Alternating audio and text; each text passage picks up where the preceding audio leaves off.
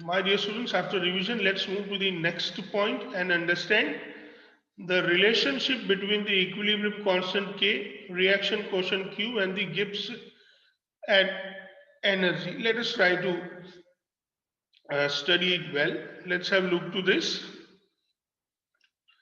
The value of Kc for a reaction does not depend upon the rate of reaction.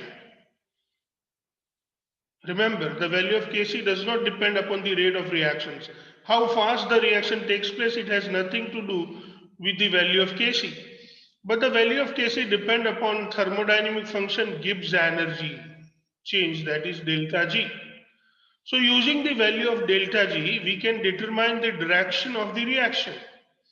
So if we know the value of delta G, we can even determine whether the reaction will move into the forward direction, backward direction, or equilibrium, or it is at the equilibrium state.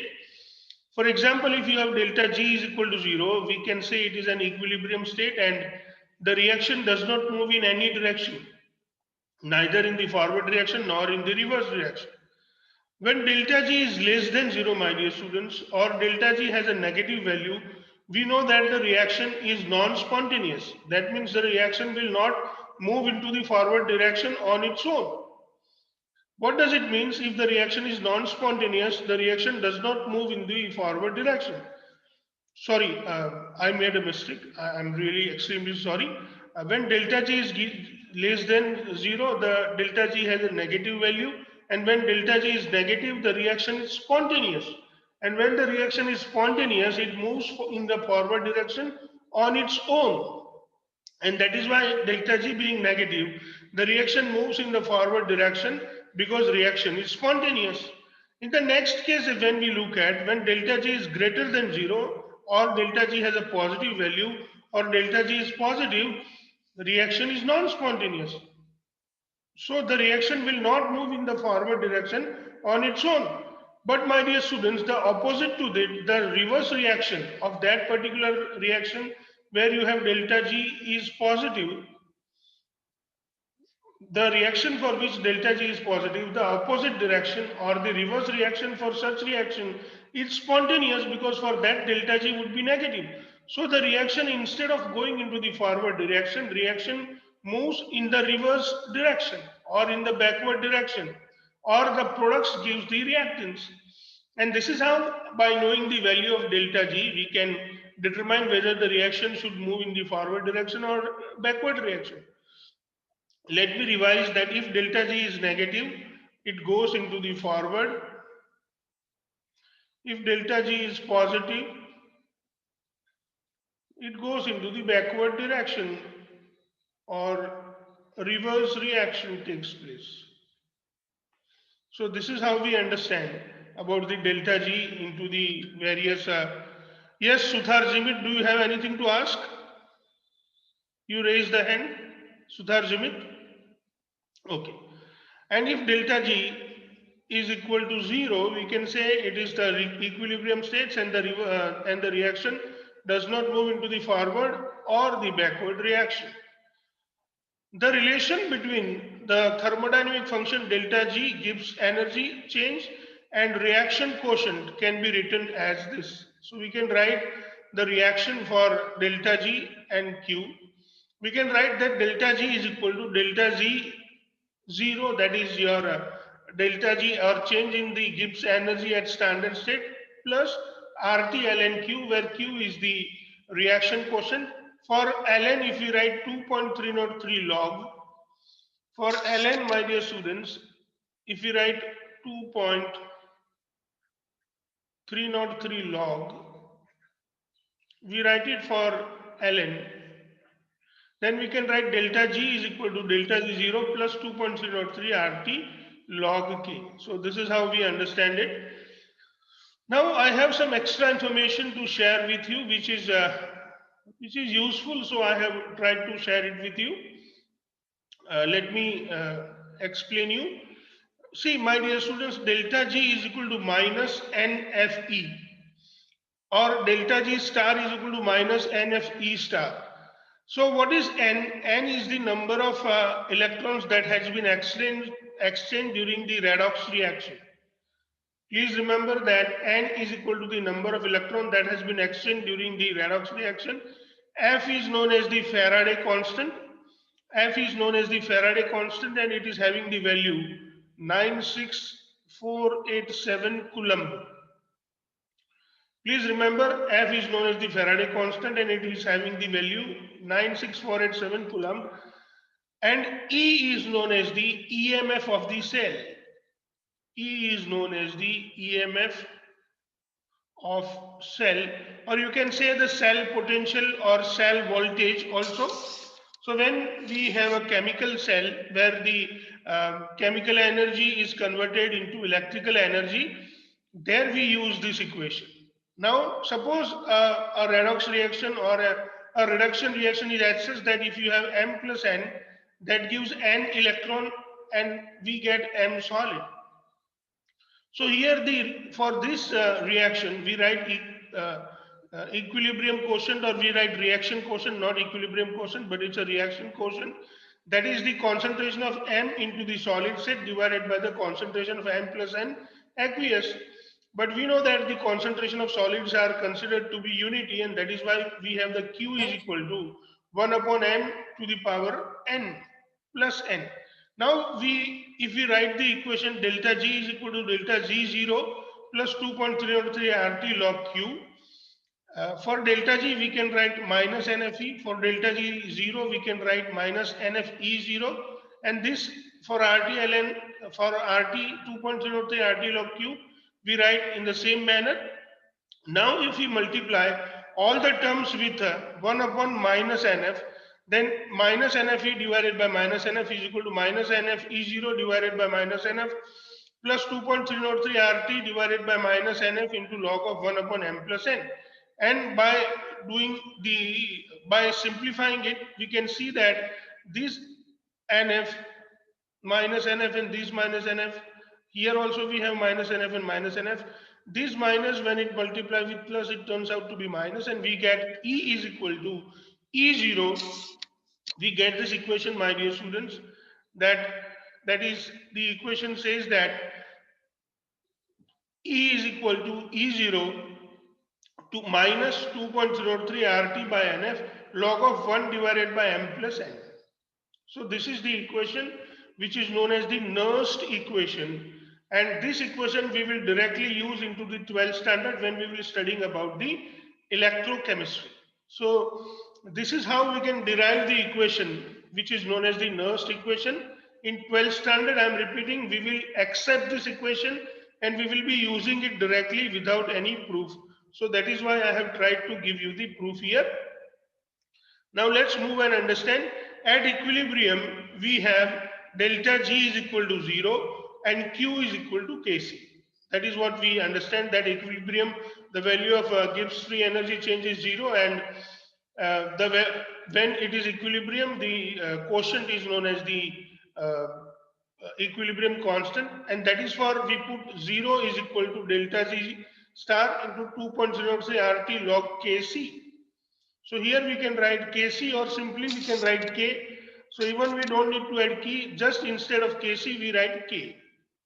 And therefore 0 is equal to delta G star plus RT ln K, and therefore delta G star is equal to minus RT ln K, and therefore ln K is equal to minus delta G0 divided by RT. Now my dear students, if you have a log of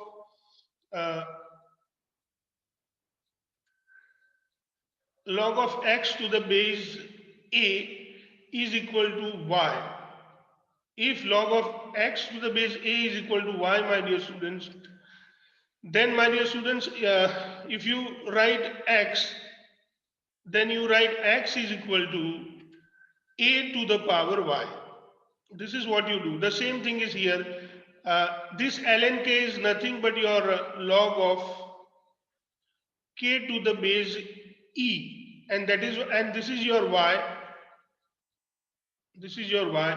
So for this y you write, and log of k to the base e is equal to, this is your y. Let us put it as a y, and therefore k is equal to e raised to y. So the same way you understand that when ln k is equal to minus delta z0 upon RT, we write K is equal to e to the power minus delta G 0 upon RT. Here there is double R.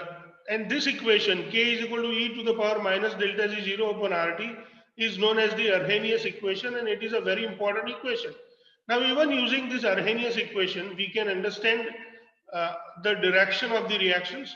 So if delta G 0 is less than 0, that means delta G 0 by RT is positive, and therefore the e to the power minus delta G 0 upon RT is greater than 1. That means K is greater than 1. So when K is greater than 1, it implies that a spontaneous reaction or a reaction which proceeds in the forward direction. So when K is greater than 1, the reaction has to proceed into the forward reaction because the concentration of product is more than the concentration of reactants as it is required for the for the as it is required for the equilibrium to be established. Same way, my dear students, if delta G is greater than 0, then the value of minus delta G 0 upon RT is negative, and therefore e to the power minus delta G upon RT is less than 1, and therefore K is less than 1. And if K is less than 1, then we can say that the concentration of reactant is more than the concentration of product as it is required for the equilibrium, which implies that a non-spontaneous reactions or a reaction which proceeds in the forward direction to very small extent. That means it is a reaction which is proceeding in the forward direction in a very small extent, and at equilibrium mostly all the reactants are present, but the concentration of product is very small. But the reverse reaction is spontaneous, and thus the reverse reaction or a reaction proceeds in the backward reaction. So if you have K is less than 1, or if you have the value of delta G is positive, then the reverse reaction becomes spontaneous, or the reaction moves into the backward directions. Now let us understand the value of delta G0 for the phosphorylation of a glucose in glycolysis is 13.8 kilojoule per mole. Find the value of Kc at 298 Kelvin. My dear students, whatever we have studied now, we are going to understand in the form of a numerical problem. So let us look into the various data that is given. Let's have a look to that. We are given that delta G0 is equal to 13.8 kilojoule per mole. That is 1.38 into 10 to the power 3 joule per mole, because kilo represents 10 to the power 3. That is 1000. Also, delta G0 is equal to RT ln K. Please don't forget to put minus before RT ln K, Kc. And hence ln Kc is equal to minus 13.8, because delta G0 is given, and thus the value of RT ln Kc is equal to delta G0, which is 1.38 into 10 to the power minus 3, which is minus. So you can write that ln Kc is equal to minus 13.8 into 10 to the power 3 joule per mole multiplied by R into T. So by doing this, my dear students, we can actually it should be divided by, because ln K is equal to delta G, therefore ln K is equal to delta G star divided by RT. So we write it in this way, and thus we get the value of ln Kc is equal to minus 5.569, and then when we take the antilog of minus 5.569, we get the answer as 3.81 into 10 to the power minus 3. So this is how, my dear students, we study about the calculations of Kc when we are given the value of delta G. Now let's look into the next question, my dear students. Hydrolysis of sucrose gives us, this is the reaction for the hydrolysis of sucrose. Let us look at sucrose plus H2O, that gives glucose plus fructose. Now equilibrium constant Kc for the reaction is 2.10 to the power 13 at 300 Kelvin. We need to find out the delta G0 at 300 Kelvin. So we write, my dear students, that delta G0 is equal to minus RT ln K, that is equal to minus 8.314 joule per mole per Kelvin multiplied by 300 Kelvin divided by ln, and the value of K is 2 into 10 to the power 13. Now my dear students, for ln, if we write 2.303, then it becomes log here. Log of 2, please remember that log of 2 has a value 0.3010. Again, my dear students, that if you have log of a into b, you can write log of a plus b, that is even a log of a plus log b, I'm sorry, log of a plus log of b. So for this ln, instead of ln, if we write log here, then we will have log of 2 into 10 to the power 13. That is what it is equal to, log of 2 plus log of 10 to the power 13. Log of 2 plus log of 10 to the power 13. Now log of 2 is 0.3010, and 10 to the power, log of 10 to the power 13, log of a to the power x is equal to x log of a.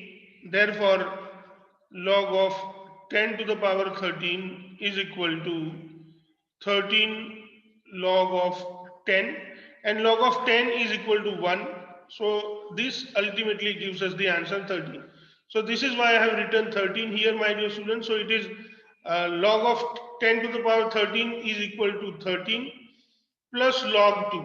So here you can see that I have written, for ln to be converted into log, I have added 2.303.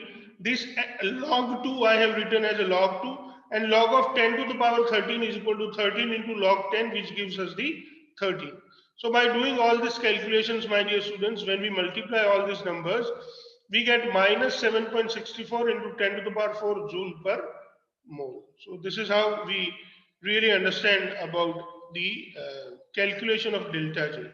Now, my dear students, I am going to explain you the most important portion of this chapter, which is known as the Lechateliars Principle. So let us study a Lechateliars Principle about the equilibrium. The Lechateliars Principle states that a change in any of the factors that determines the equilibrium condition of a system will cause the system to change in such a manner so as to reduce or to counteract the effect of change. अगर equilibrium को किसी तरह से disturb किया जाता है, तो वो अपने आप को कुछ इस तरह से सेट करता है कि ये जो डिस्टर्बेंस नया क्रिएट हुआ है, उस डिस्टर्बेंस को रिजॉल्व कर दिया जाए और फिर से इक्विलिब्रियम एस्टेब्लिश कर दिया जाए. So the system to it will cause the system to change in such a manner so as to reduce or to counteract the effect of change. जो नया चेंज है उसको बड़े ही सुझावी तरीके से काउंटरएक्ट कर दिया जाता है, उसका विरोध करके फिर से इक्विलिब्रियम एस्टेब्लिश कर दिया जाता है. Let us understand it in few other words. The meaning of Lechateliers principles can be simplified as, if any of the parameters determining the equilibrium state are disturbed or changed, if any of the parameters uh, or factors affecting equilibrium, if they are changed or disturbed, the system should move in such a way that the equilibrium can be re-established easily. So system moves in such a direction where the equilibrium can be established easily. So disturbed equilibrium will make some changes either in forward or reverse direction so that the equilibrium can be re-established. So at equilibrium, the reactions moves either in the forward or backward direction and cause the equilibrium to be re-established. The various parameters that determine the equilibrium may be the concentration of reactants and products, which is generally constant at equilibrium at constant temperature. We generally maintain temperature to be constant at equilibrium. Then we have constant partial pressure of reactants and products when the gases are involved. Please remember that this is what it happens only when gases are involved.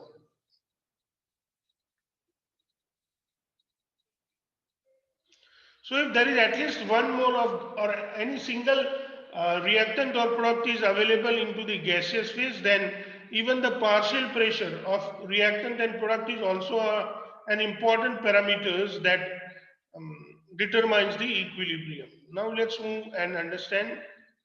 By changing temperature, concentration of reactants and concentration of products and pressure, either by increasing or decrease, we can change the equilibrium or make the shift that cause forward or backward reaction to takes place and equilibrium can be re-established. So if we change either temperature, if we change the pressure, if we change the concentration of either reactant or products, we change means we can either increase it, we can increase temperature, we can increase concentration, we can increase pressure, or we can decrease the concentration of reactants and products, we can decrease temperature, we can decrease pressure. So these are the ways by which we can disturb the equilibrium, and when we disturb the equilibrium, the reaction moves in such a direction so that the equilibrium can be re-established. Now we want to study about the effect of change in concentration. How if we change the concentration, how we will see the effect. So if the concentration of reactant is increased, please remember we are talking about the increase in the concentration of reactants. The equilibrium will shift to in the forward reactions to takes place. So if we increase the concentration of reactants, the forward reaction takes place. If concentration of reactants is decreased, then the backward reaction takes place. If concentration of product is increased, reverse reaction takes place or backward reaction takes place. If concentration of product is increased, the forward reaction takes place. This method of decreasing the concentration of product is utilized in mostly industrial processes to get better product yield. So my dear students, it is a wonderful use of the reduction into the products that we can get more and more products. For example, if calcium carbonate is decomposed into calcium oxide and carbon dioxide, this is done in an open system. So when we do any reaction into an open system, this equilibrium can never establish. Why this equilibrium is not established? Because this CO2 gas, if the system is in open system, this CO2 gas escapes from the reaction mixture. As the CO2 gas escapes from the reaction mixtures, the concentration of product is being decreased. As the concentration of products decreases, this equilibrium always shifts towards the product. So whenever there is a possibility of developing an equilibrium, actually CO2 gas escapes from the reaction mixtures, so the concentration of product is decreased, and thus the equilibrium again starts shifting to the forward direction or starts shifting towards the products, and we can 100%, we can convert 100% of CaCO3 to be converted into calcium oxide. This is done in an open system, so we get calcium carbonate 100% converted to calcium oxide and carbon dioxide, because carbon dioxide escapes from the reaction and concentration of CO2 is being decreased, and that is why it is a wonderful use of getting the reaction done near to the completion by decreasing the products. I have one more example. Suppose Rx is a compound that reacts with NABr to give us RBr and NaX. Now this NaX is not the desired products. We actually want to prepare RBr. So this reaction is done in the presence of acetone, so that whenever this NaX is prepared, this NaX is dissolved into the acetone, and that is why we get maximum product RBr produced. Thus, by NaX, which is highly soluble in acetone, we keep this acetone remain present during these reactions.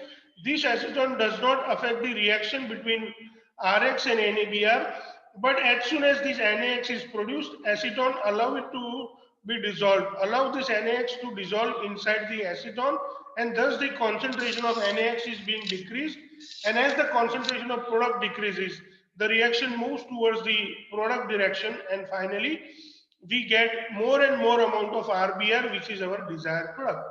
So by decreasing the concentration of product, we can move the equilibrium to shift towards the right side or towards the product side, and we can get the maximum yield or maximum percentage of products. Maximum yield of product is obtained. So please remember, the reaction is done in the presence of acetone, so that maximum product that dissolves in acid, so that NaX, a product dissolves in acetone, and we get better yield of RBR. One more reaction, my dear students, as an example, if we take alcohol and we allow it to react with the acetic anhydride, these two are the compounds. If this reaction is done in the presence of a base, which is pyridine, this is our desired product, ester, and this is what it is, acid. This is not the desired products. Pyridine is a base. This acid immediately get dissolved into the base, and thus the concentration of acid decreases during these reactions, and we get maximum product ester that we want to produce.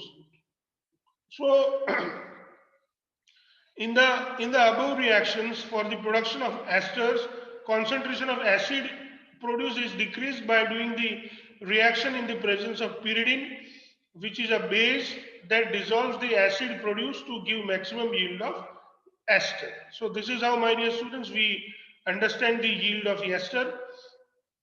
Effect of change in temperature. We can classify the reaction affected by temperature in two classes. So we may have two type of reactions, and on the basis of this two type of reaction, we can understand the effect of temperature. Number one is endothermic reactions, another one is exothermic reactions. Please remember, my dear students, that endothermic reaction is a kind of reaction in which heat is required, not released, but heat is required. So we can write that for endothermic reaction, we can write that A plus B plus heat energy, that gives us C plus D. Here the value of enthalpy change delta H, we keep it positive. So here heat energy is a reactant. If you look into this side, you come to know that your heat energy is a reactant actually. Heat energy is required into the reactant side, and we are well aware that if the concentration of reactant is increased, the reaction will move into the forward direction. If the concentration of reactant will be decreased, the reaction will move into the backward direction. That is what we have seen in case of the concentration. So the same thing happens here. Actually, when you increase temperature, you increase more heat. So when you increase temperature, automatically the heat energy is being increased, and thus the reaction move into the forward direction. So for any endothermic reactions, if you increase temperature, the reaction moves into the forward reaction. But if you decrease the temperature, you will realize that the heat energy is being decreased. And if heat energy is decreased, the reactions moves into the backward direction. So my dear students, we can easily understand now that for any endothermic reactions, if temperature is increased, the reaction move into the forward direction. But if temperature is decreased, the reaction moves into the backward or the reverse reaction. The same I have written here. If we increase the heat, we add reactant. That means the forward reaction takes place. And if we decrease heat, the backward or the reverse reaction takes place. So what we can understand that in endothermic reactions, increase in temperature will cause forward reactions, and decrease in temperature will cause reverse reactions. Same way, if you want to understand about the exothermic reactions, exothermic reaction is the type of reaction in which heat is released. So as heat is released, when A and B reacts with each other, we get C and D, and the heat is also produced. So heat is even a product. Now if we increase the heat energy, or if we increase the concentration of product, then the backward reaction takes place. So if the heat energy is increased, then the backward reaction or the reverse reaction takes place. If the concentration of heat energy is decreased, forward reaction takes place. So if the reaction is exothermic in nature, and heat energy, if you increase, actually you increase temperature. Heat energy, if you decrease, actually you decrease the temperature. So my dear students, for exothermic reactions, if temperature is increased, backward or reverse reaction takes place, and if temperature is decreased, forward reaction takes place. Here heat energy is produced or it is in the product side, and that is why if we increase the heat, we actually increase the concentration of products, and that is why the reverse or backward reaction takes place. But if we decrease heat, the forward reaction takes place in case of the uh, uh, exothermic reaction. So my dear students, if you want to determine the change of temperature at equilibrium, you just need to find out whether the given reaction is endothermic or exothermic in nature, and by doing that you can easily understand the effect of temperature, or it is also useful for determining the temperature of the reactions for many industrial processes. For exothermic reactions, increase in temperature cause backward reactions, decrease in temperature cause the forward reactions. Now, effect of change of pressure at equilibrium. So, what is the effect of change of pressure into a particular equilibrium state? Let us find out. Please remember that when there is no effect, this is what it is the point we want to understand, that when there will be no effect of pressure change. So at equilibrium, what are the conditions when we will not have any effect of pressure change? Let us understand that first. So let us understand the conditions at which there will be or pressure change will not be effective. If at equilibrium there is no gases present in the reactant side or product side, there should not be any effect of change of the pressure. So first thing is that if there is no reactant or product which are in the gaseous state, there will be no effect of pressure on equilibrium. There is one more thing that we can understand. But let us understand this point with the example. To understand the effect of pressure, we need to calculate delta and gas also for the chemical reactions. So we know that if we have A mole of A plus B mole of B, that gives us C mole of C plus D mole of D. In this case, we know that C plus D minus A plus B is your delta and gas. So we need to find out the number of gaseous moles of products minus number of gaseous moles of reactants. And if delta and gas is 0, there should not be any effect of change of pressure on the equilibrium. So these are the two conditions. Even if you have delta and gas is equal to 0, the effect of pressure, though there are some gaseous reactants and products are available, but the effect of pressure will be nullified and there will not be any effect of pressure at equilibrium if your delta and gas is 0, or if there is no gaseous reactants or products are involved into this particular at equilibrium. So effect of pressure is meaningless when there is no gaseous involved at equilibrium, or if you have delta and gas 0 is equal to uh, delta and gas is equal to, when you have delta and gas is equal to 0, even there is no effect of pressure. Now let us understand it in a better manner. For the reaction A mole of A plus B mole of B, that gives C mole of C plus D mole of D. We know that delta and gas is equal to C plus D minus A plus B, that is the sum of the gaseous moles of the reactants, not reactants, the sum of the gaseous moles of the products minus sum of the gaseous moles of the reactants. That is what we have written it as Np minus Nr. This P represents products and R represents the reactants. And therefore delta and gas is equal to, if delta and gas is equal to 0, there is no effect of pressure change. We have even understood it with the example that if you have hydrogen gas plus iodine gas, that gives 2Hi gas. In these reactions, your Np is equal to 2 and Nr is equal to 2, and therefore your delta and gas is equal to 0. And if you have delta and gas is equal to 0, my dear students, there will not be effect of pressure change at equilibrium, though gaseous reactants and products are present at the equilibrium. Now, how the pressure will affect if we have delta and gas is equal to 0 or delta and gas is positive? If we have, my dear students, if we have delta and gas is equal to 0 or the value of delta and gas is positive, there will be reverse reaction takes place when pressure is increased. If you have delta N gas is 0 or delta N gas is positive, and if you decrease the pressure, then the forward reaction takes place. Once again, if you have delta N gas is greater than 0, if you have delta N gas is greater than 0, and if you increase the pressure, then the reverse reaction takes place, and if you decrease the pressure, then the forward reaction takes place. Once again, if you have delta N gas is greater than 0, increase in pressure will cause the reverse reactions, and decrease in pressure will cause the forward reactions. Same way, once again, if you have delta N gas is positive, then increase in pressure will cause reverse reactions, and decrease in pressure will cause forward reactions. Same way, my dear students, what is about the if your delta N gas is less than 0 or delta N gas has got the negative value, increase in pressure will cause the forward reactions, and decrease in pressure will cause the backward reactions. So same way we can write here that when you have the value of delta N gas is negative, when you have the value of delta N gas is negative, if the value of delta N gas is negative, increase in pressure will cause forward reactions, and decrease in pressure will cause the reverse or backward reactions.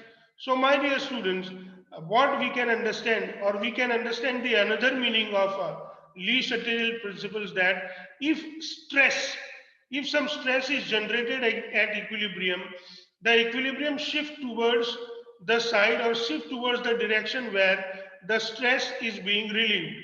So now let us revise whatever we have studied uh, uh, into our today's class. Increase in concentration for reactants towards the forward reaction takes place, or the reaction move towards the products. If we decrease the concentration of reactants, the reverse reaction takes place, and the equilibrium shift towards the reactants. If we increase the concentration of products, the reverse reaction takes place, or equilibrium will be shifted towards the reactants. If we decrease the concentration of products, forward reaction takes place, and the equilibrium will be shifted towards the products. Now, when we have delta N gas is greater than 0, that means we have the number of products, gaseous molecules of products are greater than the number of gaseous moles of reactants, and increase in pressure will cause the reverse reactions, or the equilibrium will shift towards the reactants. Decrease in products will cause the forward reaction, or the equilibrium shift towards the products. If you have delta N gas is less than 0, that means the number of moles of products are less than the number of moles of reactants, and in that case increase in products will cause the forward reaction to take place, and thus the equilibrium shift towards the products, and the decrease in concentration will cause the reverse reaction to take place, and the equilibrium shift towards the reactants. Same way, my dear students, when we have an exothermic reactions, heat is there in the products, the increase in temperature will cause the reverse reaction to take place, or equilibrium shift towards the reactants. Decrease in temperature will cause forward reaction to take place, and then the equilibrium shift towards the products. When we have an endothermic reactions, the heat is towards the reactant side, and increase in temperature will make the reactions to move into the forward direction, or equilibrium shift towards the products, or decrease in temperature will cause the reverse reaction to take place, and the equilibrium shift towards the reactants. So this is what it was all about the revision of the idea of the Lechateliers principle, my dear students. Now let us understand the effect of inert gas addition. So let us try to understand the effect of inert gas addition. If the value is kept constant, I'm really sorry. If the volume is kept constant, my dear students, if the volume is kept constant and inert gas such as argon is added at the equilibrium, which does not take part in the reaction, the equilibrium remains undisturbed. My dear students, if we add an inert gas, we are very well aware that inert gas does not react with any other substance, and that is why if inert gas is added at constant volume, If inert gas is added at constant volume, there will be no disturbance, or inert gas will not cause any effect at equilibrium if it is added at constant volume, because it does not react with any of the compound, either reactant or product. Now, what is the reason? Why does it happen so? Because by keeping volume constant, if we add gas which does not take part with, while increase the pressure for, so this gas does not take part into the reactions, while this but the pressure has been increased because a new gas is being added, but the pressure is increased for both the reactants and products equally, because the increase in pressure is equal for the reactants as well as equal in pressure is equal for the products, and that is why the both the forward and reverse reactions feel the equal pressure change, and that is why which generate the equal stress for both the forward as well as the backward reaction, which in turn cause not any shift. Once again, let me explain, my dear students, that if you add the gas and keep the volume constant, you can see that pressure is inversely proportional to the volume. But if volume does not change and if you add the number of moles, actually the pressure get increased because more amount of gas is added in the same volume. Suppose you have this much of volume and there was 4 number of gases present. Now from outside, if you add the 5th gas also, so the number of moles inside this has been increased and the pressure inside it get increased. But the pressure inside it get increased in such a way that the, the forward reaction and backward reaction feel the same increase into the pressure. Or we can say that the partial pressure of reactants and products has not been changed. Because of addition of inert gas at constant volume does not change the partial pressure or the molar concentration of the substances, because volume remains constant, the number of mole also remain constant, and therefore the number of moles per a certain volume remains constant, and thus the molar concentration of the reactants and products are not affected.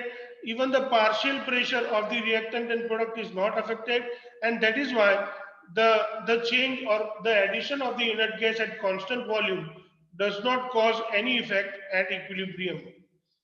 The reaction quotient changes only if the added gas is reactant or products. Please remember that if the new added gas is either reactant or product, then the reaction quotient changes and equilibrium is being disturbed. Here, the inert gas argon that we add is neither reactant nor product, and that is why there is no effect at equilibrium.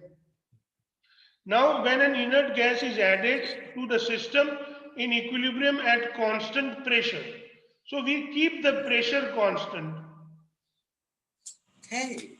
In that case, we need to change the volume, my dear students. So when the pressure is kept constant, the volume can be changed, and here we do not add the inert gas at constant volume. So total volume is allowed to change, or volume is changed in such a in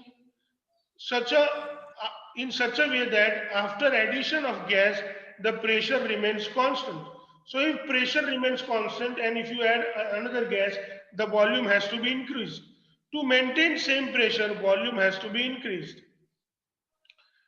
The total volume will be increased, hence the number of moles per unit volume of the various reactants and products decreases.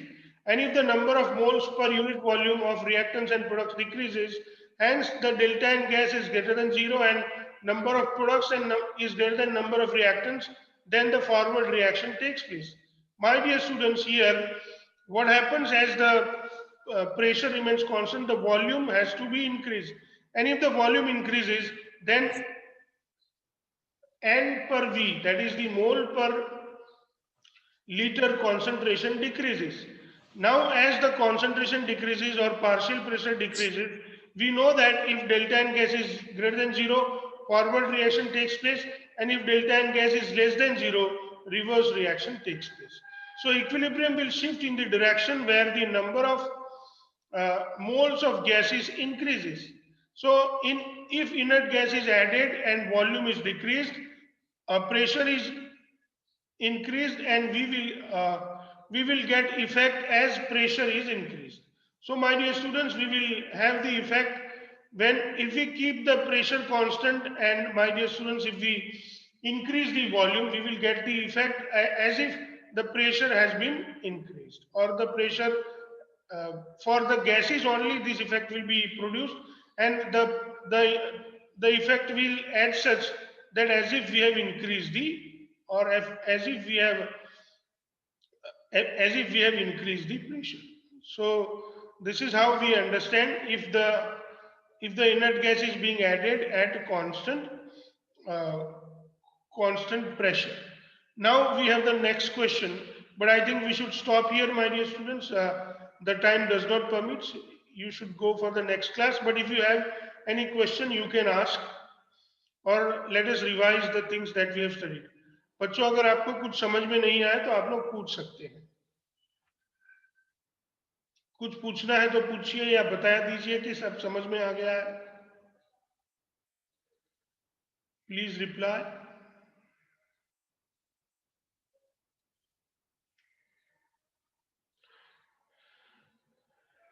Hello. अगर आप लोगों ने अपना attendance नहीं लिखा तो वो जल्दी से लिख दीजिए. अगर आप में किसी ने अगर आप में से किसी ने क्लास ज्वाइन किया है और आपने अभी तक अपना अटेंडेंस नहीं लिखा तो प्लीज लिखिए और फिर जाइए क्लास से. चलिए, कुछ बता देंगे आपको समझ में आया है कि नहीं करके. यस सर, समझ में आ गया सर. थैंक यू डियर सब स्टूडेंट. समझ में आ गया. थैंक यू बच्चों. अगर आपने अटेंडेंस नहीं लिखा है तो लिख लीजिए और जाइए. धन्यवाद. Thank you. Have a nice day.